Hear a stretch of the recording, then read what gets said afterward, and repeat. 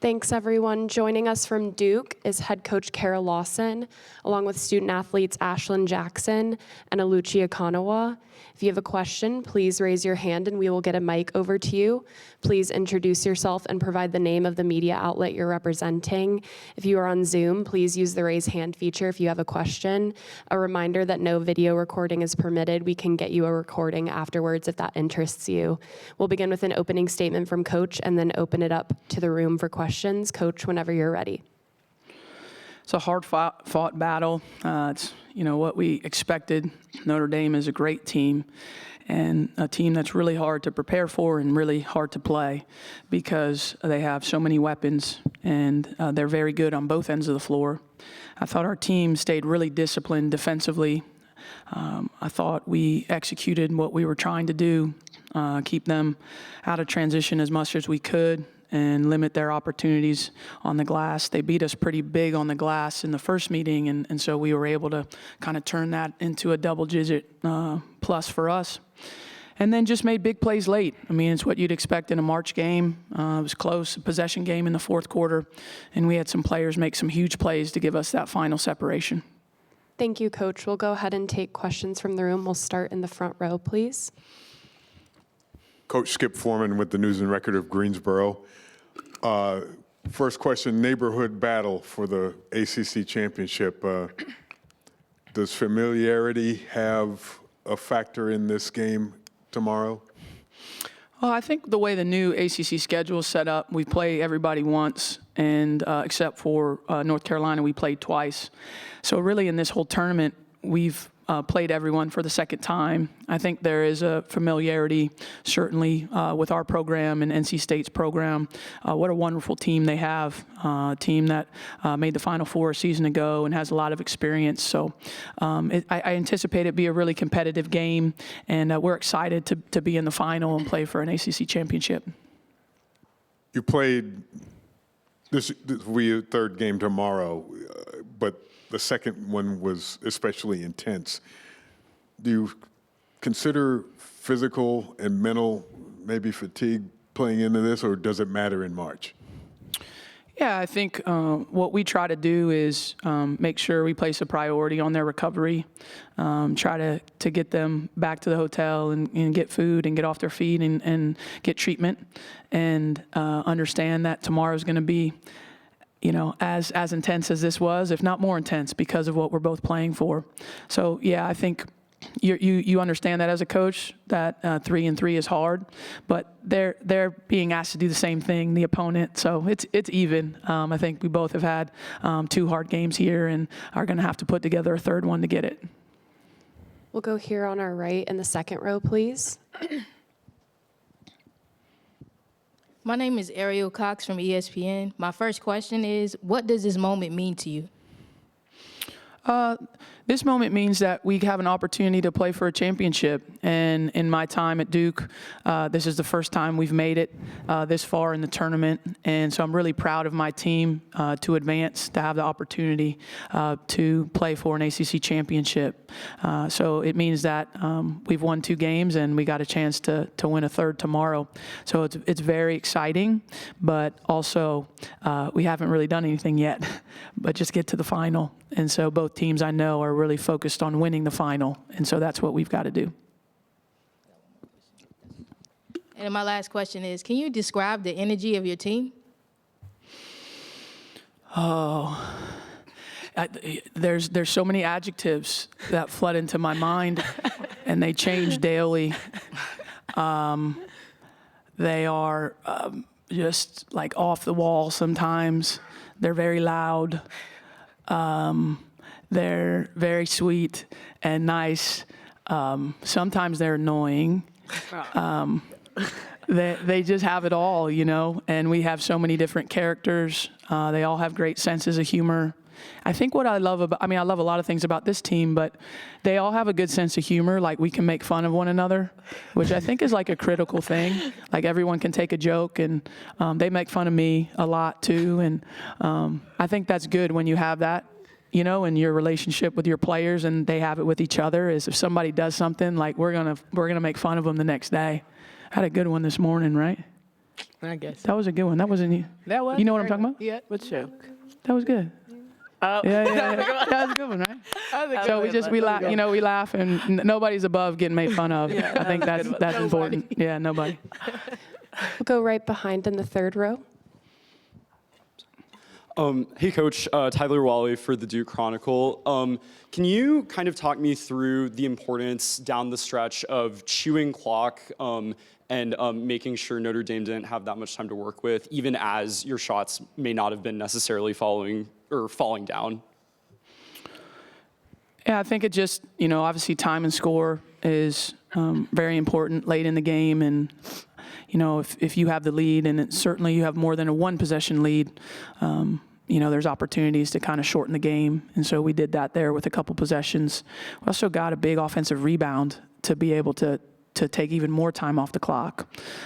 So that was something that, I wouldn't say we talked about beforehand, but in the second half, the offense is in front of the coach. So I can just communicate that like live, like in stream to them what I want. And that's what we did. We're going to stay on our right here, 2 rows back. Thank you. Tyler Horka, Blue and Gold Illustrated. One for Coach, and it's kind of the same question for the players if they could answer it too. You mentioned game planning for Notre Dame and how difficult that is because of all the options that they have.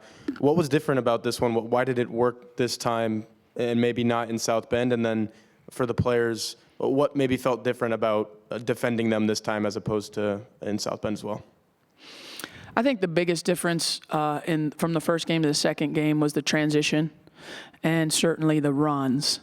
That run at the start of the third quarter up there kind of created too much separation, and we had too much of a hill to climb against them. I thought outside of that run, when I went back and looked at the tape on the first game, we played them pretty even. And so we talked about managing, when they get a couple buckets together, not letting them go on an outsized run.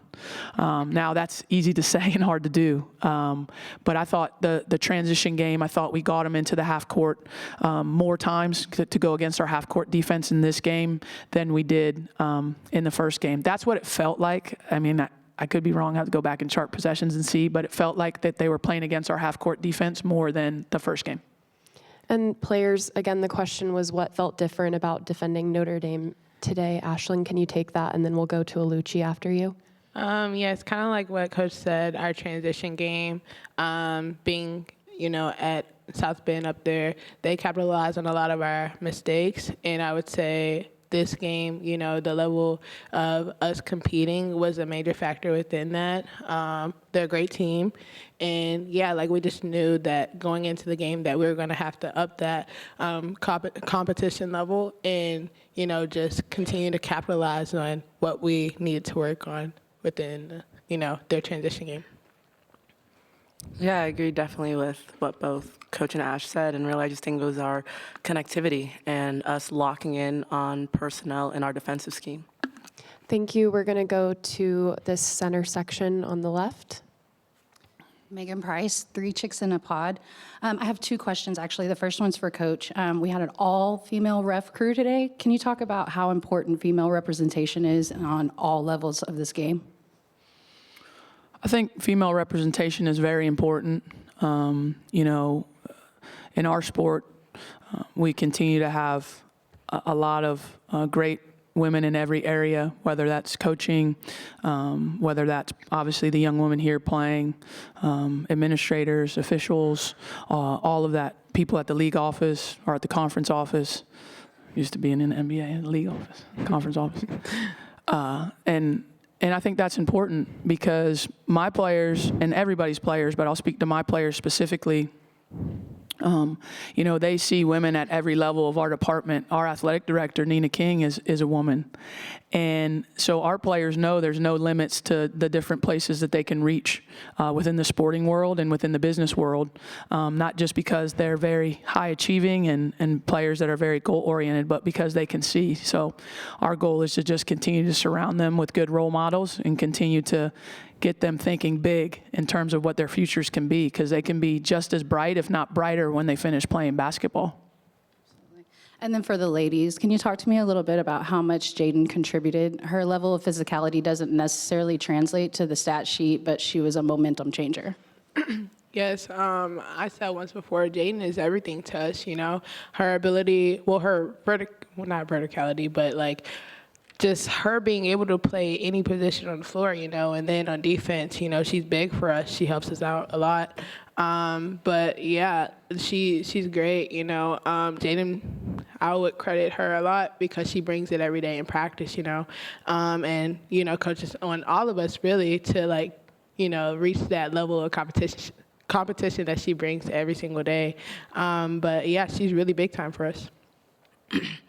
Yeah, I mean, I would say I know sometimes I get called the Energizer Bunny, but I mean, I was just talking about this with her yesterday, actually. I feed off of her a lot. Her energy and her intensity just fills me up. And honestly, I look to her whenever I feel like our team needs some intensity and we need to bring it up a little bit more. We're staying on our left in the back, please. Tucker Terry, 3304 Sports. Coach, you had 8 players score at least 4 points tonight. No one had more than 14. Can you just walk me through the depth of this team and what it means moving forward in the season? I mean, all season we've had a rotation of 10 players, and I'm very confident in all of them. We haven't played 10 players in every single game, but we have a great deal of confidence. You know, I need to mention DeJesus. She was unbelievable. She came in the first half and changed the game for us with her shot-making ability, with her fearlessness on the drives, and with her defensive presence and just her competitiveness. And we talk about that a lot with every player on our team, is be ready to make plays. And I'm confident in all of them to make plays at any moment against any team. And so when they get in the game, they know that. And I thought she was a big difference maker for us to be able to make some plays and make some shots when we were struggling a little bit to score. She came in and was great. So we rely on our depth, something that's always been a big part of our team.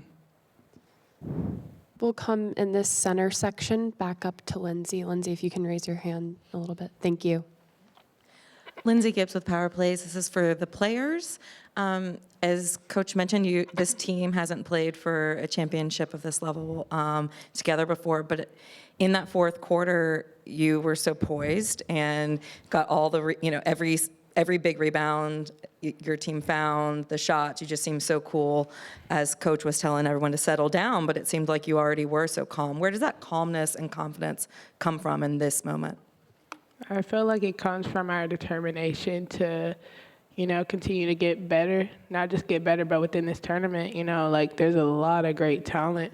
And just, wanting to compete, at that level, tomorrow's going to be a big game. And, we've just been focusing on that.